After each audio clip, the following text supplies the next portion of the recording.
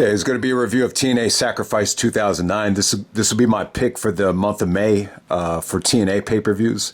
But, with Sacrifice, it's tough. It's right between Lockdown and Slammiversary, two of the biggest pay-per-views of the year. So it's always been a tough sell, especially with graduation, Mother's Day, and obviously the postseason playoffs and all that stuff. So it does have a lot of competition. But a lot of them have been very good. I think when you look at the history of Sacrifice, Sacrifice '07 might possibly, be TNA's best pay-per-view. I mean, it's definitely arguable. And then on top of that, you got Sacrifice '05, which was actually in August. And the Sacrifice 2009, this show, I like this show. I think this is one of the highs that TNA had in the very up and down year of 2009. But yeah, man, let's go right into it. It's going all the way back to May 24th, 2009. We got AJ Styles on the cover. Awesome cover with AJ looking like he's ready for war. We're from the Impact Zone right here. The pay-per-view buy rate, not a spectacular buy rate, 22,500 buys, which is pretty normal for Sacrifice. But yeah, let's get right down to it. Really, really good show. Very consistent show for 2009. I actually liked the main event. I thought the main event was creative. The biggest problem with the show is you're starting to get some of those, really bad finishes, illogical booking, a lot of common sense issues seem to be the biggest criticisms. But from a wrestling standpoint, it was pretty damn sweet. I did not check out the pre-show, but the pre-show match got a lot of attention. Amazing Red versus Kayoshi. That looked like a really, really good match. That got a lot of attention because it was just, something different. Would have been a really, really good Impact match, according to some. It didn't get too much time, but we're going to move on to the main show. You're going to get Eric Young teaming up with Lethal Consequences of Consequences Creed, Xavier Woods. And, Consequences Creed is Xavier Woods, just to be clear, and Jay Lethal. And they're taking on the heels. So Motor City Machine Guns are actually heels right here. They're actually the New Japan Junior Champions. And they're teaming up with Sheik Abdul Bashir, who's the formerly Davari from the WWE with Muhammad Hassan. I thought this was great. This is arguably the match of the night. The Machine Guns, it's funny. They actually wrestled the Young Bucks, I believe, for the first time the weekend after this at DDT 4. 2009 in PWG, and they kind of reminded me of the Bucks here. Just a lot of, cocky, arrogant stuff from them, but their offense was still explosive, and at the same time, it was smart. You even saw a lot of sequences where Saban is pointing to his head about, rolling guys out of the ring so, they don't get pinned, just simple stuff like that. But, from an offensive standpoint, the Machine Guns delivered here. I thought Jay Lethal was great. Consequences Creed. This is one of the best showings he ever had. I thought it was good stuff. Eric Young was good, man. He busted out a double Death Valley driver. Even Sheik Abdul Bashir wrestled a really, really good match. So he tried to cheat at the end of this thing and hold the ropes. The referee actually kicks Sheik's arms away, and that leads to him actually getting pinned by Jay Lethal. After the match was over, Eric Young took more of he showed a lot of empathy, didn't really want to accept the victory. Didn't really make a lot of sense, but I thought this was great stuff. The crowd was hot, got a lot of TNA chants. So this is a good six-man tag that opened up the pay-per-view, and it wasn't even promoted, I believe, for the show. All right, next up we had Taylor Wilde actually taking on Daffney with Abyss. This is actually a Monsters Ball match. I get why they went with the Monsters Ball stipulation, because you had Abyss involved in it. Abyss is really synonymous with Monsters Ball. But yeah, they could have done without the stipulation. But the positive part about this being a hardcore match is it really kind of hid the weaknesses of a Taylor Wilde or a Daffney. But, the story here with Stevie Richards was cool. He was playing like the evil doctor and trying to manipulate Abyss. So it kind of reminded me a little bit of Stevie Richards' storyline with Undertaker a little bit.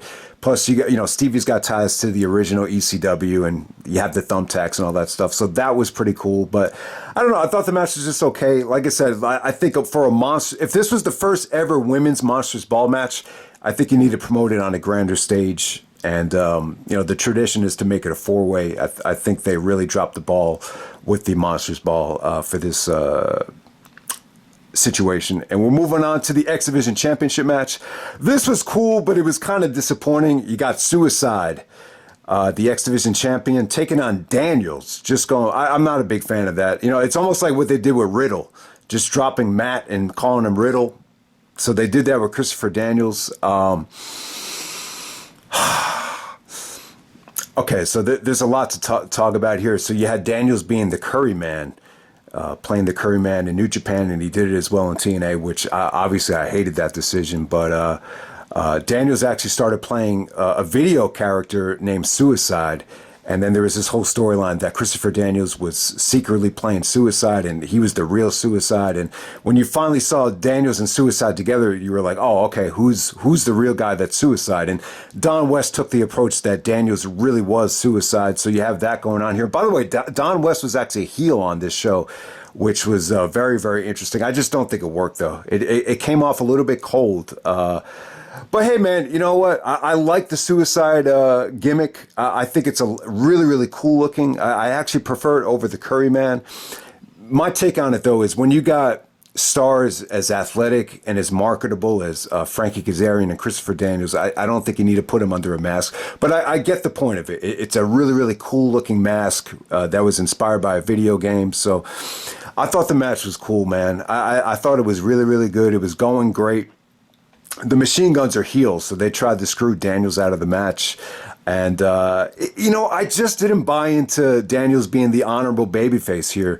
If you grew up or, if you've seen Christopher Daniels' career as a heel, especially in Ring of Honor with the Code of Honor, it's just tough to buy into. So he actually ended up going over. Thanks to the Machine Guns. So, I'm sorry, the Machine Guns are actually trying to screw over Suicide here. So Daniels wanted to get 5 more minutes and win it in more of an honorable way. And I don't know, I just didn't buy into that. It ended in a time limit draw. The 5 minutes actually expired. But I got to say, man, I thought Frankie and Daniels, I thought they worked a good match. I just think it was a little bit overbooked. And, maybe he got a little bit too much time, but I thought they could have hit a home run here, and it just kind of went foul at the end of this thing. So just to be clear, the Machine Guns actually screwed over Suicide, and Daniels is just playing the honorable babyface, and it just didn't work for me. All right, next up we got Angelina Love defending the women's championship against Awesome Kong with Raisha Saeed out there. All right, so with this match right here, it was almost like Beauty versus the Beast in a women's match. It definitely had that type of feel to it, with Awesome Kong just dominating the match, Angelina just doing anything she could to, stay out of the monster's way. And, it's just one of those matches where you just knew the champion was going to, weasel her way out with the victory. Very similar to like a JBL title defense where they get their ass kicked the whole match and they find a way to win. Angelina wins it with... using a spray bottle in Awesome Kong's eyes to get the upset. After the match is over, though, Awesome Kong snaps, and she gives Angelina the implant buster. So there we go with that. I mean, the implant, I think that's a cool name for a finisher. China actually popped an implant. A lot of these knockouts, they look like strippers and adult stars. So I thought the... Implant Buster was actually a cool name for a finisher. All right, so next we got Samoa Joe taking on Kevin Nash. This had great buildup. I thought Nash brought it in the ring and promo-wise here. Like, he really, seemed motivated to sell the pay-per-view. He tried to illustrate the fact that violence is a way of life and America thrives on violence, and this match is going to be violent. Samoa Joe is actually playing the Nation of Violence character at this point with the face paint and, the change of direction. I think at this point, Joe said he had a secret mentor. I think it ended up being Kurt Angle, which, so they planted the seeds for the swerve here. So you got Joe going over Nash in a very methodical, slow-paced match, but it was good, though. It was bloody. It was vicious, it was intense, but it was very methodical and just a little bit on the boring side. But, it was refreshing to see Joe go over Nash clean by submission. But, what this did was it really kind of planted the seeds for Joe to turn heel and join the Main Event Mafia. So there we go with that. All right, so next we're moving into a good triple main event here. This is a triple main event. that I thought really over-delivered. And it's funny, man, I wish this match had gotten more time. This was going awesome. So Team 3D, they do an invitational tag team tournament here. The winner actually gets $100,000. Don West said, yeah, but after taxes, it's only $50,000. And then Bubba's like, shut up. So, this was during when the economy was really, really bad. So that was actually quite funny.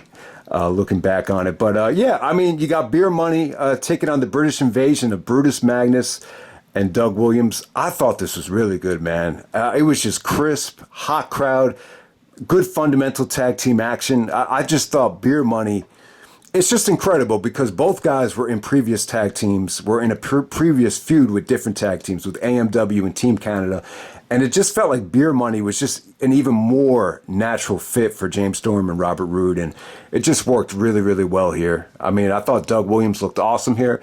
I know Magnus got some criticism over the years. Maybe he was hit or miss, but in this match right here with Doug Williams, they just looked like a very cohesive, well-oiled tag team. So just awesome stuff here. I mean, the finish wasn't great, but it was a lot better than a lot of the other finishes on the show. So Beer Money actually goes over after they intercept that Feast or Fired briefcase.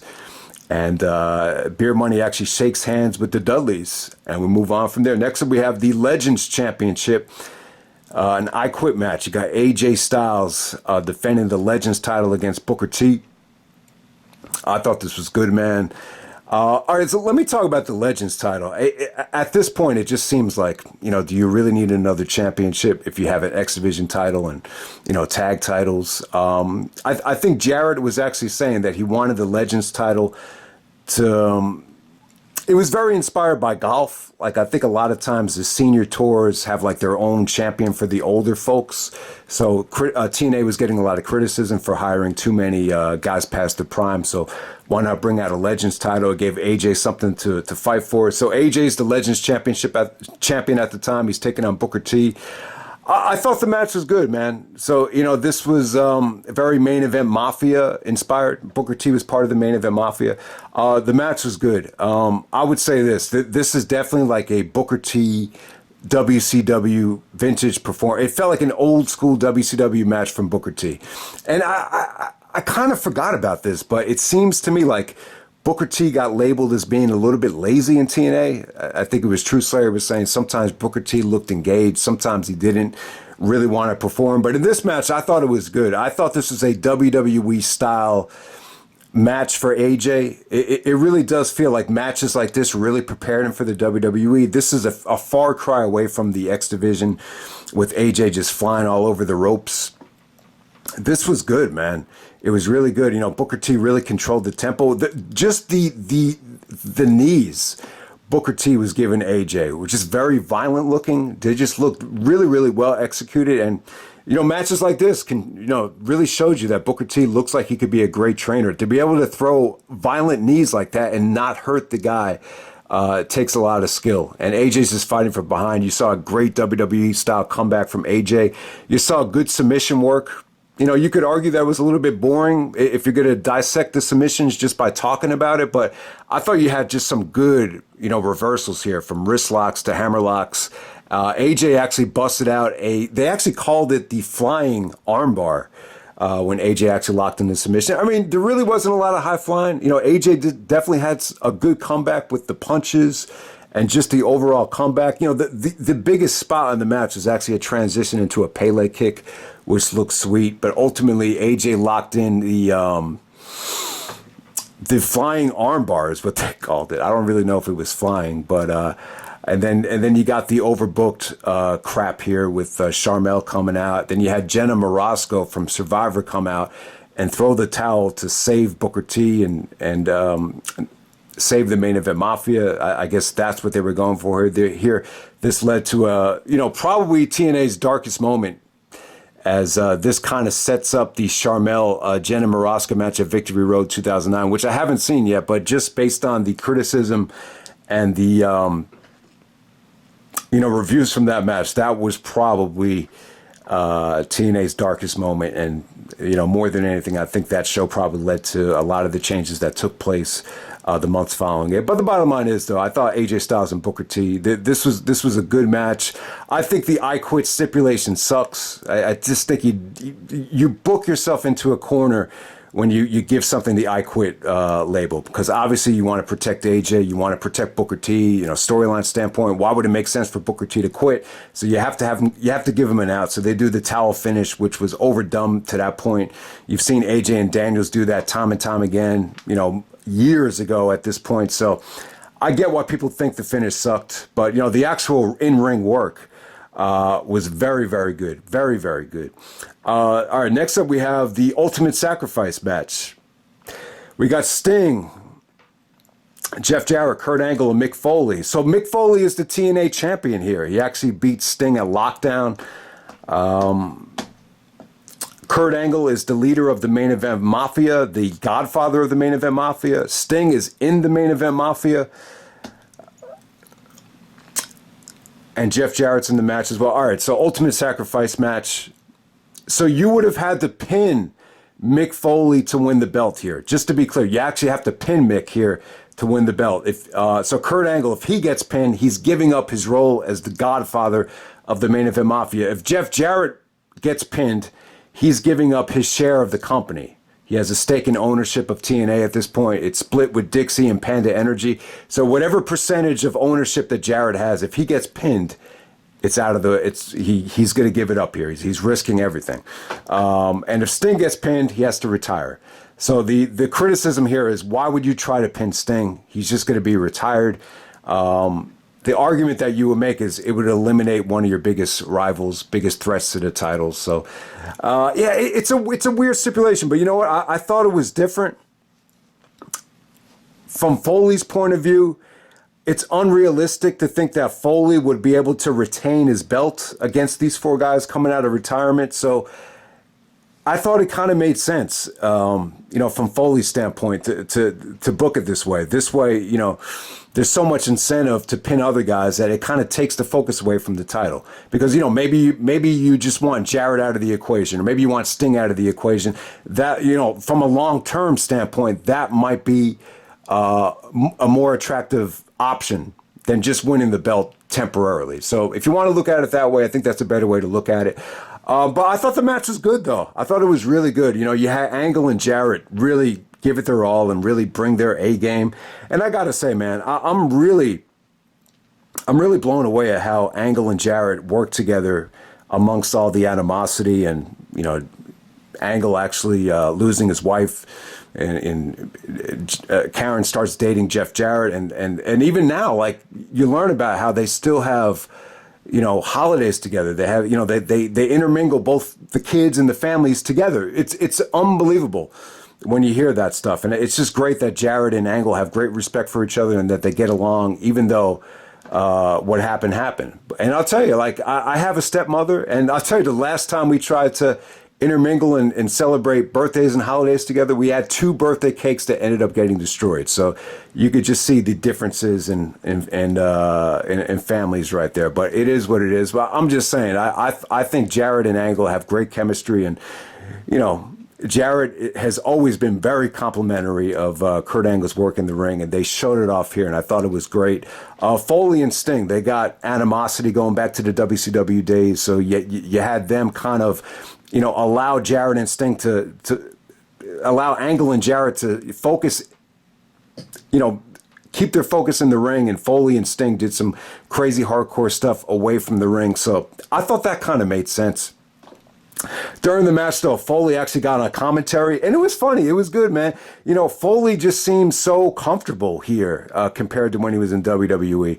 He talked about how Vince, would curse at him and have him all stressed out. Here, he just seemed really at home and just, very natural. And Angle actually does the AJ Styles flip to Foley while he's on commentary. It looked like Angle banged up his knee, so he probably regretted that one. Then he follows it up with an Angle slam to Foley on the concrete. So, Foley took, some vicious bumps here. It wasn't anything too spectacular from Foley. I didn't come away from this thing thinking, Foley got himself into Backlash 2004 shape for this TNA run. But Overall, I thought it was good. I thought it was entertaining. I thought it was unpredictable. The finish kind of swerved me. I totally forgot about this. So when Sting won, I was like, oh shit, is Sting the champion? And then I'm thinking, all right, no, he's not. He just beat Kurt Angle. So at this point, Sting is now the godfather of the main event mafia. So, at Slammiversary, they follow this up with Angle actually winning the TNA title with the help of Samoa Joe. So, we'll revisit Slammiversary 2009 next month. But I thought it was something different. I thought it was cool. The Ultimate Sacrifice, it kind of gives Sacrifice its own identity at the time. The main event was well promoted. Each and every guy, put something up for grabs. So I just thought it was really, really different. Was it a home run? Was it an A+? Was it a B+? Jarrett would even say no, but it was something unique. And you got 4 guys over the age of 40 going out there in a main event. And I wouldn't say over-deliver, but, just kind of, do their thing and deliver up to a certain amount of expectations, not blow away expectations. Kurt Angle's actually 40 here. The other guys, I think Jarrett's in his early 40s, but Sting and Foley. Yeah, I would say, the average age in this match is probably, 45, 46. Sting is probably the older veteran of the bunch. And I thought the match was still pretty damn good. I think Paul Heyman actually said at this time, if you're over 40, I'll cut your fucking head off.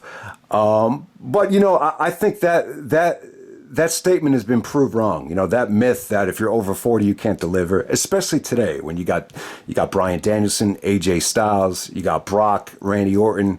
There's so many guys over 40 that are more than capable of delivering